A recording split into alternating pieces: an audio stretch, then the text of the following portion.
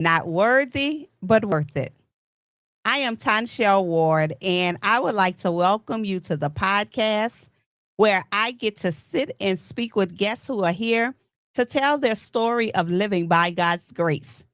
And on this afternoon, I am so excited because I have with me my sister in Christ, Sister DeJuana Murray, who is here to tell her story of being God's servant. Thank you so much, DeJuana, for joining the podcast. Thank you so much for having me. Thank you so much for having me.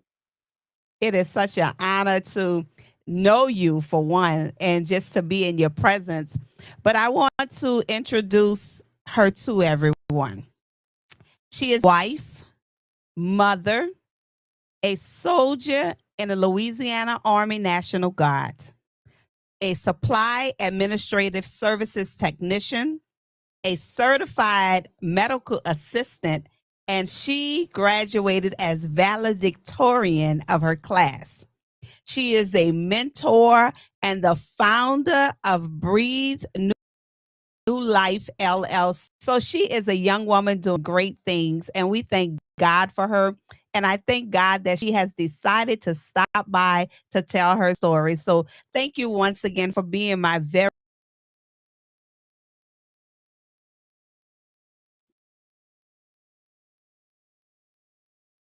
a word that starts with a D that describes who you are. A word that starts with a D. So the word that starts with a D that describes me is determined. And the reason why I picked determined is because no matter what life obstacles come my way or no matter what things are thrown my way, I'm determined to keep on making it through. So that's what the D word that describes me. Now, when you say determined, Mhm. that means that you are willing to keep going, to go Yeah. the extra mile, to do whatever you need to do. And we know that life can be a journey. Yeah. We know that no two people have the same journey.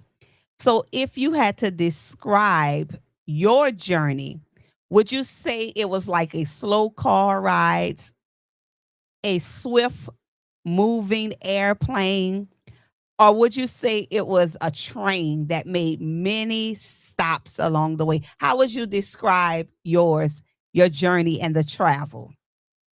So I would say it was like a train ride. That sometimes trains go fast, sometimes they go slow, but they reach different points at different places. So I would definitely describe my life as a train ride. Great. And on that train ride, you had to learn patience. Yeah. You had to Yeah. learn to keep moving. And along the way, when you say a train ride, that means some people get on and some people get off. Yeah. And you have to be okay with that. Yeah. And so for me, I wasn't always okay with them getting off the train. Because one thing that I know about myself is I love hard. And whether you are a friend or someone I'm just getting to know, I have this heart that cares about people more than they care about themselves. So I tend to hold on to them a little while longer. I make, seasonal friends, lifetime friends when in actuality I was never their friend. But that's just the way God created me to have that big loving heart.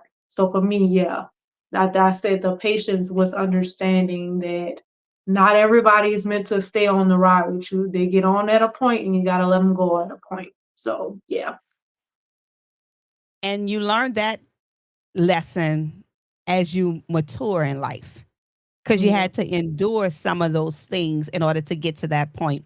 And that's what growth and that's what determination is all about. I'm going to keep going no matter who is yeah, on this ride with me.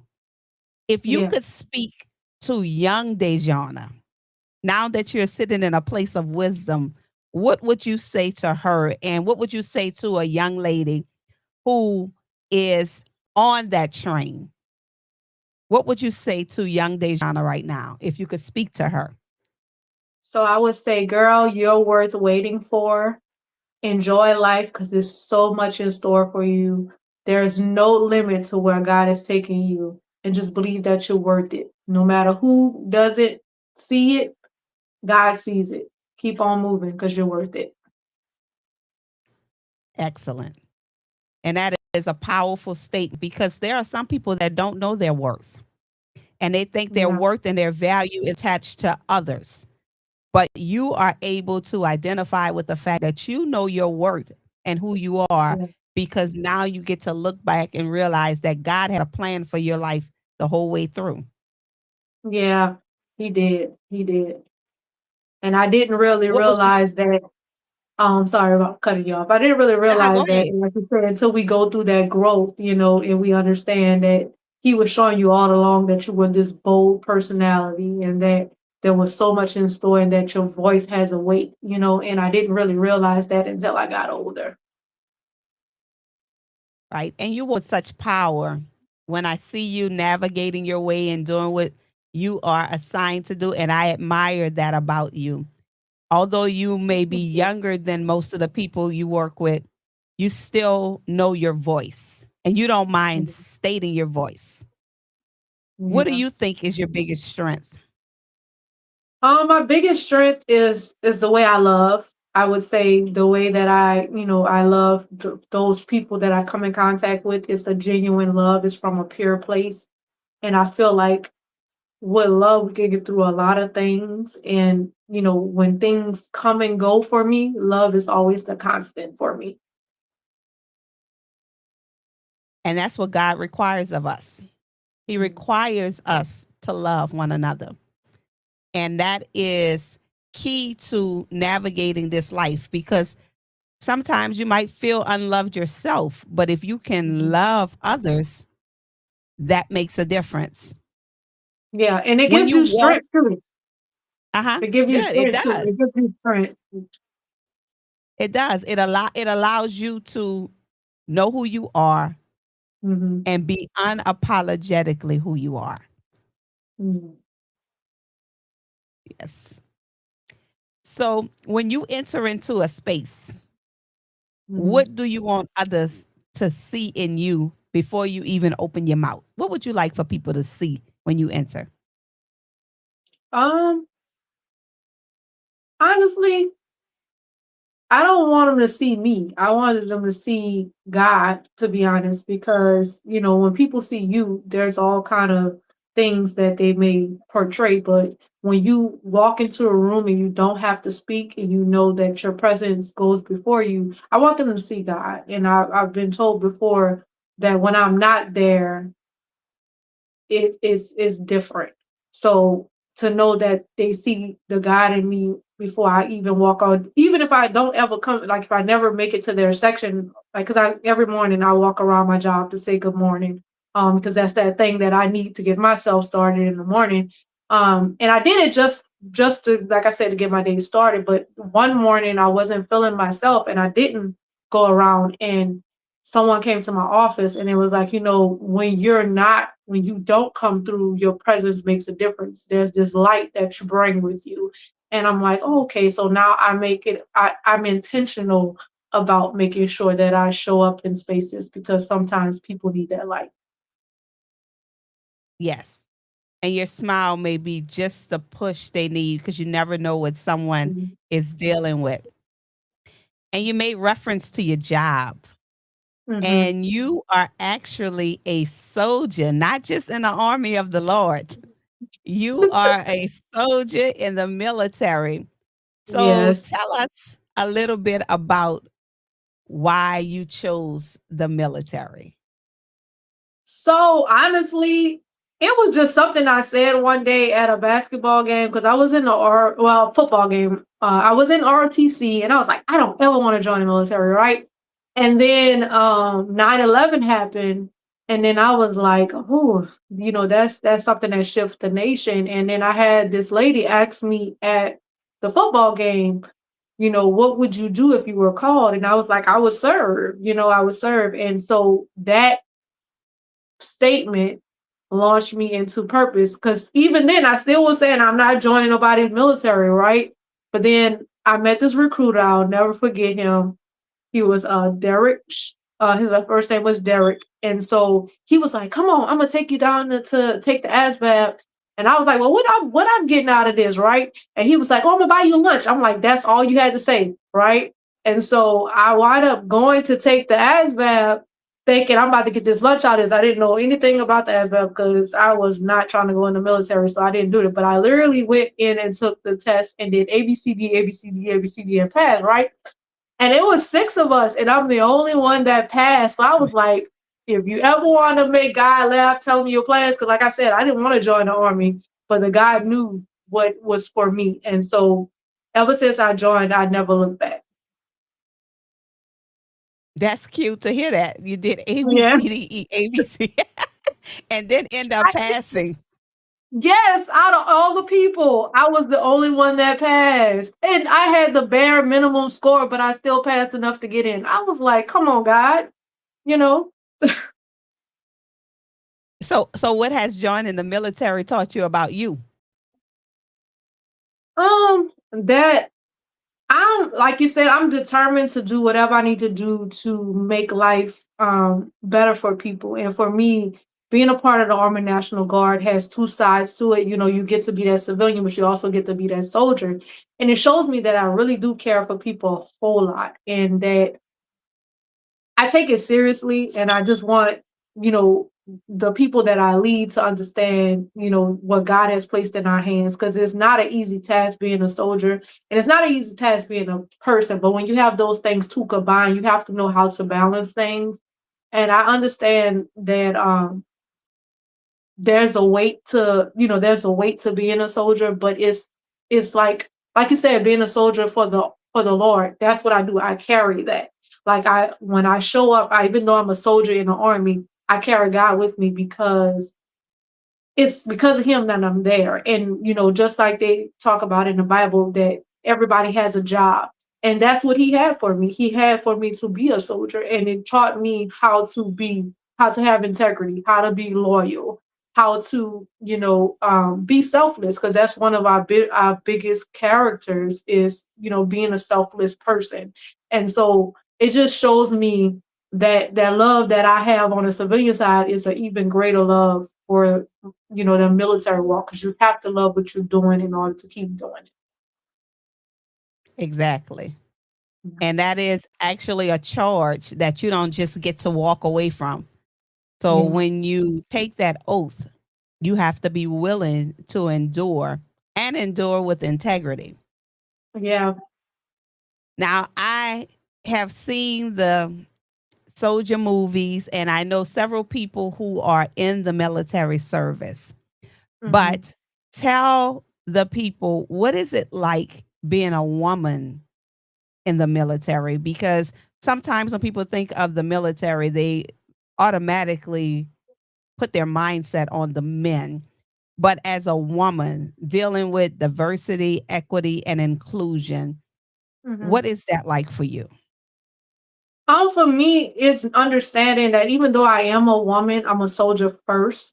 And I mean, they do have standards in the military where there's a woman standard, there's a male standard. But for me, I don't want to be put into a box, even though I know that we are that way. I try to remember that I'm a soldier. And if I made it through the same basic training that you made it through, that I can make it through anything. So for me, I just see that, we are the thinkers in the military. Like we find a way um, to do what the world says is impossible for us, but still having that femininity in it, because that plays a part in it, because I can't teach a male soldier how to be a male. I can teach him how to be a soldier, but just as well as a male soldier can't teach me how to be a female soldier, because there's different things that we have to navigate and understand. And just because I'm a female, that is not a limitation, and that is not an excuse not to do what I'm supposed to do. Excellent. Mhm. And that does not define your purpose. Yeah. And that's something that we also deal with in the kingdom of God. Women are Yeah. sometimes being deemed the lesser when Yeah. it comes to ministry and when it comes to doing God's work. because there are some Yeah. people that are still holding on to the Old Testament teachings and their understanding of the Old Testament scriptures. But we know that Yeah. we're living by God's grace. And because of that, God can use all of us. And through Christ Jesus, we have been redeemed, which means that we have a place. Yeah. So, as a soldier, as a servant of God, what is it like as you prepare your family for your service? Because I know sometimes the military service can put a strain on families and marriage and different Yeah. things because you're pulled in different directions. And your husband is a soldier. Yeah. So, what do you do if someone is in your place? They're a soldier, their husband is a soldier, they're newly married, and they're trying to figure out, how do I navigate this? What are some things that you could share? How do you prepare your family? So I would say the best way to prepare your family is keep them in tune to what's going on and don't get so wrapped up with the hoopla of the military, because sometimes as a young soldier, we get sucked into what everybody else is doing. And luckily this time around I'm married to a soldier, but the first time around when I got deployed, I was not married to a soldier. And I got wrapped up in the wrong stuff. And I lost my marriage, but I felt like that was only because that was a marriage that God didn't ordain. Because he was showing me all the warning signs and I didn't pay attention to it. But make sure you're communicating with your family members. Make sure they know every step of what's going on, and even your children. Prepare your children, because like when I deployed, the hardest part for me was to come back home and see my kids different than what I left them. My son will wake up screaming in the middle of the night, crying. He didn't even recognize me. My daughter, she was this outgoing person before I left for the military. When I came in, she was more folded inward. So have those conversations with your children. Let them know, like, hey, mommy's going. If by some chance before it even happens, hey, if I decide, if the army decides to call me or the military decides to call me, this doesn't mean that you can't talk to me or you can't talk to people about what's going on. Get all your resources together before you deploy or before that. And then, like I said, just the communication part is 100% the biggest part of it, because when we do deploy, we leave back our families, and every day we're over there fighting two battles: the battles of the war and the battles of our family. Like, the mental space that we're going to be in. Or will my family be okay? But a lot of times we can't really think about that because we're over there thinking about how we're going to make it home to them. And so Right. if we prepare our families in a space where we can just say, hey, this is the part of the lifestyle that I'm leaving. This is what may happen or may not happen. Just going over the what ifs, because you never know. Like, I had been in the service 12 years and never thought I was going to deploy, but it happened. And it happened, and I wasn't ready for it, but I was ready for it because at the end of the day, I signed up to do it. And that's what was my call was. And it was a part of my purpose because God knew what he needed to do in that moment for me. But fast forwarding to where I am now, having a spouse that understands, the weight of what it is, it makes it a little bit easier for us to navigate. When he was in, I got out so that I could balance the family dynamic. And now that he's retired, I'm back in because we needed it for my daughter's education. But it's a well balanced machine. So I feel like knowing your spouse and knowing yourself and knowing your family situation is important to handle it now versus trying to be reactive when you get to a situation where the military takes a full preference over that. So being more proactive, in the peacetime and less reactive in the wartime type situation, or not even a wartime situation, just your everyday military jobs. Some people work longer hours, but it's still better to be proactive versus reactive. Exactly. And Yeah. to have focus. Mhm. wherever you are, be present in that space and give the best you while you're there. At Yeah. home, at work, when you are out in the field, when you are serving in the Yeah. army. And we've touched on it a little bit, but you are actually God's servant as well. You Mhm. do so much in the kingdom, Mhm. and whenever you're called upon, you give it your best. You go out of your way to make sure that you operate in excellence.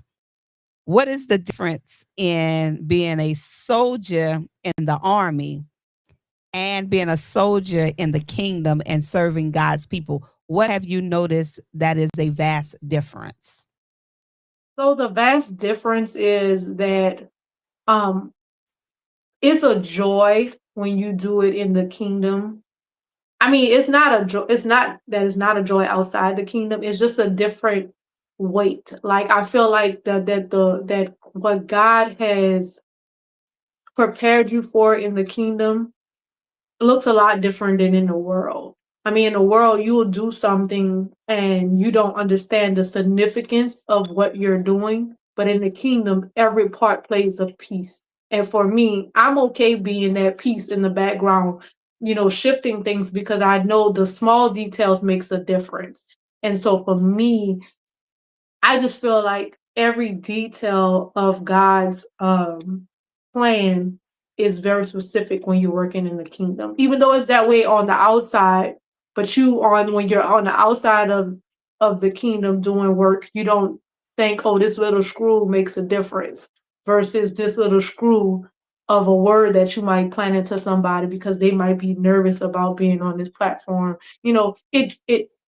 It has its weight, but it's a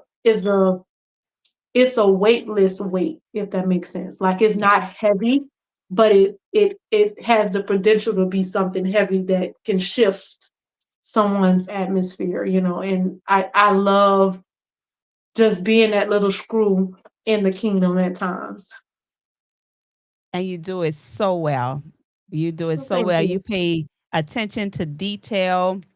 You are committed and you give it your all every time I've worked with you. And I've jokingly said if I because I enjoy working with you. I Mhm. love your work ethics, thing that you stand for.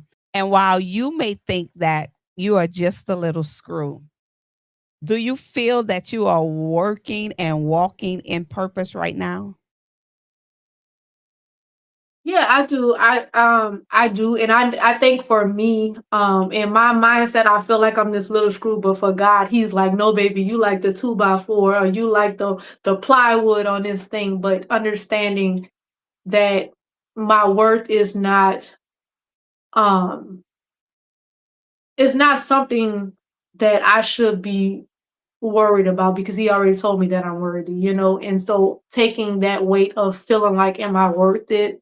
Because that was a battle that I faced for a long time because I had the spirit of a rejection for a long time. So I never felt like I was comfortable in spaces. And so, but taking that weight of feeling like, am I worthy? And understanding that he already called me, and because he has called me, all I can do is answer.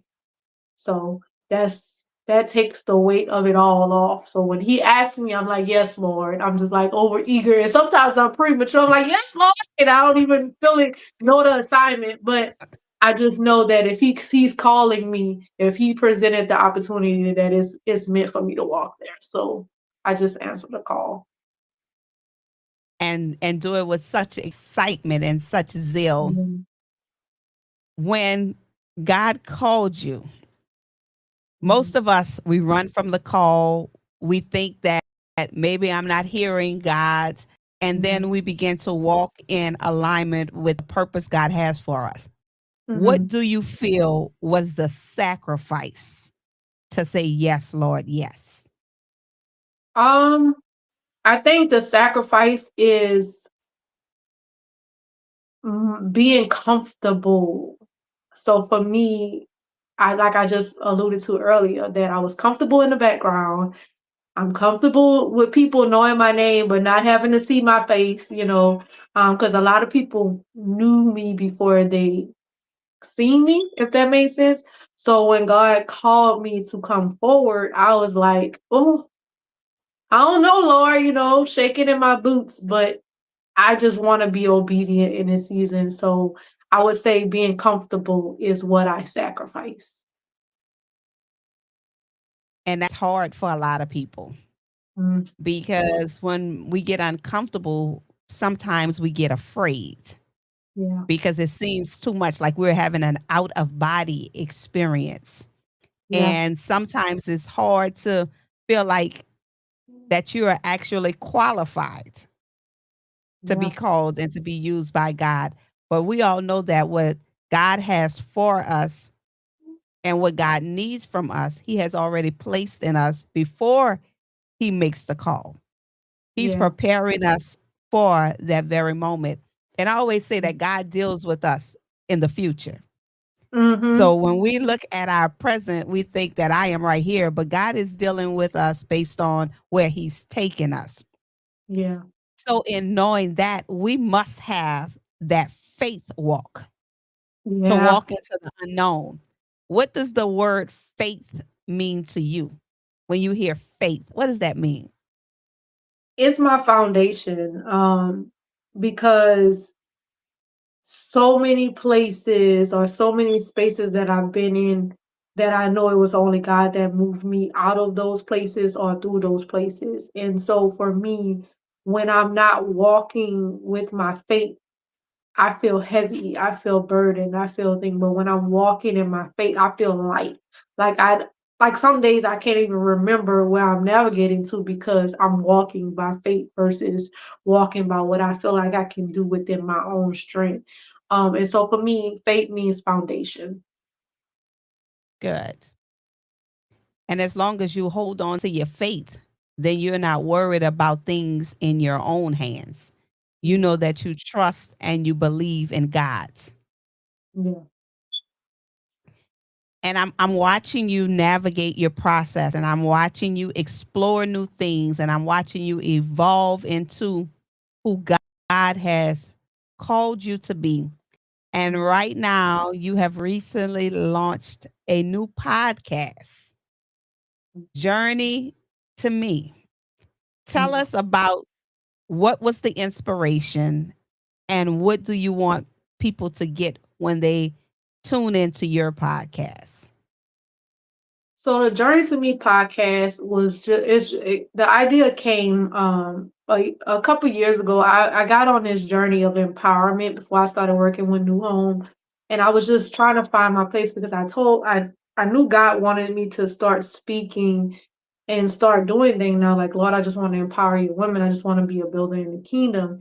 And I got connected to this very known lady. And she told me, she was like, there's gonna be a book. And I think the book is the journey to becoming me. And I was like, okay, I just struck back because anybody know me, I don't like writing. But I know that that is something that God is calling me to do. So when this came about, I was mentoring in schools, and I was like, "Okay, Lord, I miss going into the school mentoring because like the administrator had changed. Like the principal was no longer at the school that I was mentoring. I'm like, okay, Lord, what do you want me to do? Like I know you called me to mentoring, so how can I mentor people? How can I talk to people?" And He gave me the podcast, Journey to Me.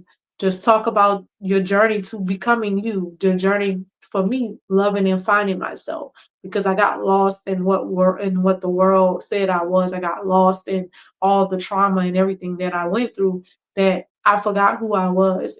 And then taking the journey back to loving and finding me was a process that shifted me into the person that I am.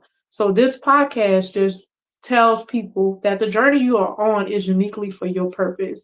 And it may not look like what the other person's journey is, but there is hope at the end of the journey. There's hope in the journey because a lot of times you won't know what the end of the journey looks like until you're pretty much gone, really. Um, because your legacy will be that journey that someone knows who you were when you placed on this earth. So just telling them that it's okay the journey that you're on. It may not be this perfect road. It might not be this perfect path, but it's the path that He has set for you. And that when you listen to this podcast, you will be able to identify with who you are on this journey and understand that there is a light at the end of it. There's a light through the process of it. And that those green pastures are just on the other side of you coming across that journey. And just to absorb what is meant to be absorbed on this journey and heal. The journey is all about healing. It's all about transformation. It's all about renewing. It's just understanding that who you are was already purposed and the journey was already purposed. And just embrace your journey. I love that. I love that. And what I love what you said was there's hope in the journey. Yeah. And that's the part that requires the faith Yeah. because the journey can sometimes be hard. It can Mhm. sometimes take different roads. Your paths may not look like what you think it should look like, but there is Yeah. hope in the journey.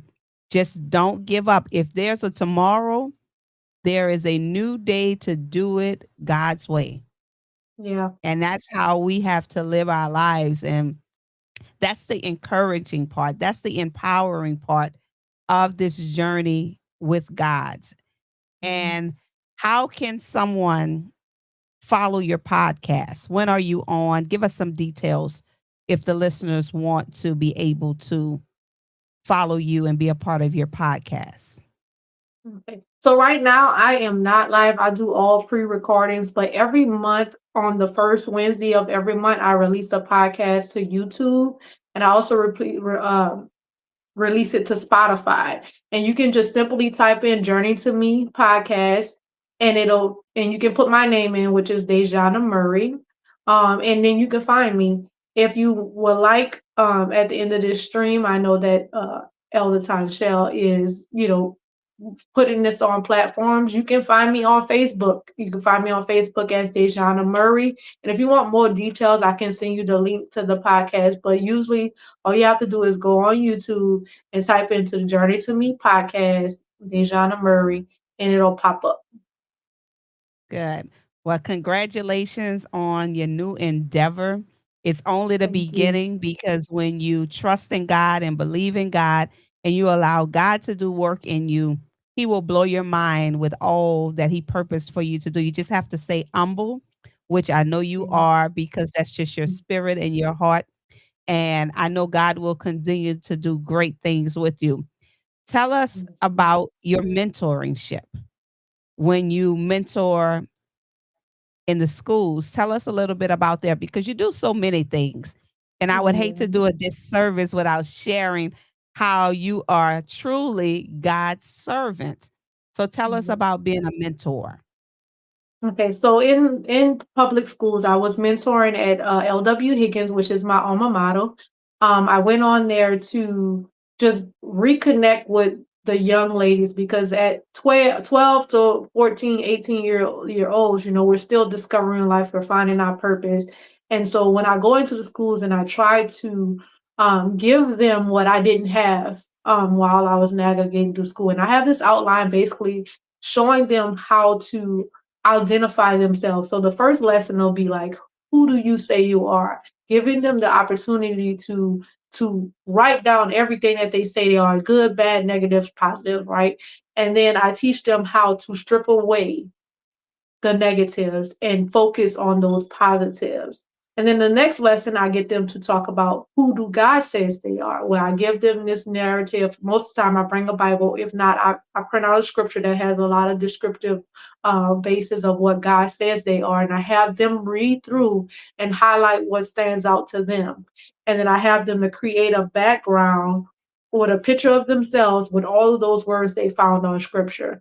And so that's the way that I start pouring into them because, a lot of times we don't have a lot of positive influences. Our parents do their best with what they're given, and oftentimes they don't have that balance. And for me, my mom was an awesome mom, but she didn't have time to, like, she always told us that we were beautiful, always told us that we were this, but it was just the way that in culture when I was growing up that what was always said wasn't always observed. It was more of what was being done.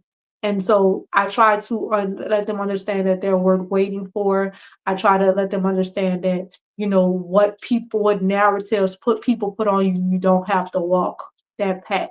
You can choose the path that is a brighter path. And it did an awesome job because I thought it was just going to be women, but I also had some young men in there, and so God was just showing me that um what assignments He have on me has no gender, and there are men that's dealing with that same insignificance or feeling like they're not worthy of what God has called them to do. So just giving them a year plan on going over God's word. And I have a whole outline that I go on. So if you have any youth that need to be mentored from ages 12 to 21, I'm open to mentoring them one on one. Or if they would like to do a group session, I'm open to doing that as well. But it just basically giving them the foundation that the world doesn't already give them. Let them know that they're loved by God and that they matter.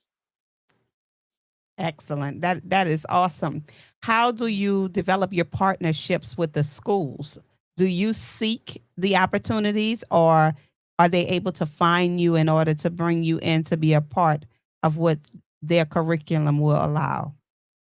So I'm open to however the communities may want to do it. But before I just was going to the schools, introducing myself, giving them a copy of my outline and what I had to offer. Most times I would come visit the schools on lunch breaks, not during their instructional time, but I would meet in the library and have a conversation with the students who show up. They usually put out a flyer and say, "Hey, we have someone talking to you," and that's what I did. And I also sent out a lot of emails just to give them, hey, this is what I'm doing. If you're interested, please contact me.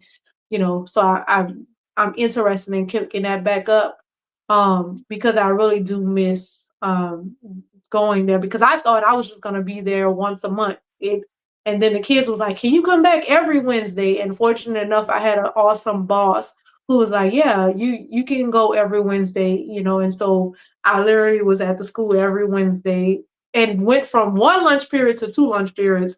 So, just being willing, God will expand your territory without you even asking. So I really, really miss being with the kids. Great. It sounds like it's actually needed because it Hmm. gives them a break from their regular instruction, and they get to hear a voice outside of their teacher and the disciplinarians in the school, someone who's speaking life into them. Are Yeah. you available to do that at as well as youth and different things like that? Do you expand beyond the educational setting? So I'm open to whatever God allows for me because I one thing that I learned on this journey to mentor is not to put a cap on things because you know what I may feel like mentor looks like, God may have another aspect. So I'm open to wherever the doors allow me to walk into. Right. And God is so intentional about us. We think that things just happen, but Hmm. when we are kingdom sons and daughters, Yeah, God is going to orchestrate our steps. And so yeah, things don't just happen in our lives. He is intentional about us. He is walking mhm, with us, sometimes walking before us and opening mhm, doors. We just have to be willing to walk through the doors and seize the moment and yeah, capitalize on the opportunities. So that's good to hear because someone may need that type of program that they are working with youth, but they have a gap, they have a void, and they're yeah, missing that key component. And you can come in and bridge that gap and show them the way in a manner that they will be able to see who they are, love who yeah, they are, and understand that God does not look at age. We're never too young to come into the knowledge of who God says we are. So yeah. that's good. That's awesome that you are able and you are willing to Mhm. be a part of different youth programs and things like that. What brings you joy has nothing to do with anyone else, because sometimes we get so busy in Mhm. serving others and doing things for the kingdom, and sometimes we suffer because we don't have joy. What brings you joy? Dancing brings me joy. Like I feel so light and so purposeful in the way that I dance, because when before I walked into my journey with God, I always like to dance. And so understanding that I could still be holy and dance is just it's awesome for me. Like it gives me life. It gives me life. Good. Hmm. And it is actually, it's freeing Hmm. because it allows your mind, your body to be involved. And if you don't do it in a vulgar way, if you Hmm. govern yourself with it, you can still Yeah.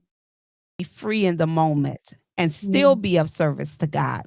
So it's good to hear that you found what allows DeJuana to have joy, Yeah. and you get to laugh and you get to have a great time. And I'm glad that you found that space because it's needed, because you Hmm. can't be good to others if you're not good for yourself. Yeah. Yeah, and it's good to have that balance. That balance is all that I need because I can go and go and go and go, but then I'm like, Lord, I'm depleted, and just having that simple moment of dance to just realign myself and just understand that, hey, you ain't got to do nothing for nobody right now. Just dance and just release it off. And so, yeah, dance is the space for me. Well, that's good. Yes. Mhm. I'm glad that you have that space and you can Mhm. enjoy it, and it's personal, and you walk away refreshed and renewed, and then you go back and you go and serve God just how God says that he wants you to serve him. So that's good. I applaud you for having that outlet. Are you working on any new projects right now? Something that you want to share that people can follow and be in anticipation of what you're going to do next? I'm gonna be doing a lot of podcasts, so whenever you see a flyer come up, just like, subscribe, tell people about it, join, give me some feedback because I'm open into this process is new for me. But I want to know that I'm doing what God has purposed me to do. It's not really about the followers or anything like that. It's really about making sure that I'm touching the hearts. And I am trying to do, well, I ain't gonna say trying because this year word is doing, not trying. I'm walking in the steps to get a book out. Like I alluded before that the journey to becoming me is gonna be the title of the book, but I'm just trying to get all the resources in line because I know that God is showing me it's not by chance that God is surrounding me with all these authors and all these people that's writing good books and having the opportunity to come onto this podcast to show my story is God just showing me that he wants my story to be known, and so I want to walk in obedience. So a book will be coming. I don't know when, but definitely podcasts will be being released every month on the first Wednesday of the month. So join me on, you can follow me on Facebook, YouTube, Spotify. The new ones will be released every Wednesday of the new month. And I'm just not every Wednesday, I say the first Wednesday of every month. But I'm just looking forward to just moving however God wants me to move. So that's what I foresee is coming up.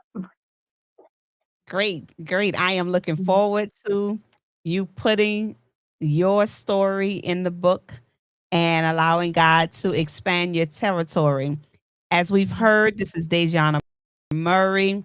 She has the Journey to Me podcast. She can be found on Facebook, YouTube, and Spotify. If you want to join in and hear her speak with guests who are telling their story of the journey to discovering who they are. And if you have a journey that you would like to share, then I would say partner with her and share your story and see if what God is doing in your life it follows what she purposed to do. And maybe you can be on her podcast and tell your story, because we know so much for all of us to do in the kingdom of God. And if we can help each other out, then we know that God is in the midst of it. So I Yes. just want to thank you for coming on. I love you. I thank you for coming on You and telling too. your story. And I wish that God will just continue to expand you beyond your capacity, but He knows what you stand for. So thank Mhm. you for being my guest. You're welcome. Thank you for letting me be your guest. It's always an honor and a privilege to be anywhere that you are. Thank you. Thank you so much. Well, I want to leave one word with you just so that you will know what it means to be God's servant. We've heard from DeJuana Murray, who has shared with us that being a servant of God is tied in love. You cannot serve if you don't have love.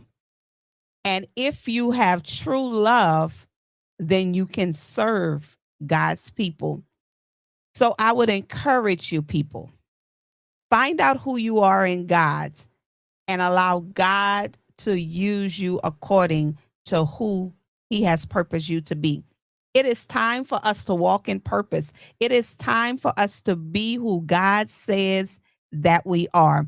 Just as Dejana has discovered who she is through her journey, she may have had to be on that train that took many stops, but the train kept rolling.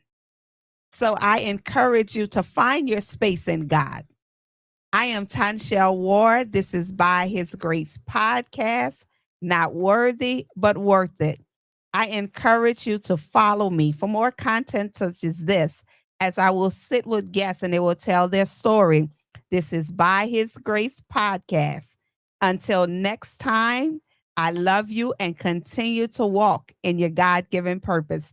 Thank you, Dejana, and you have a great rest of the day. Thank you. You too.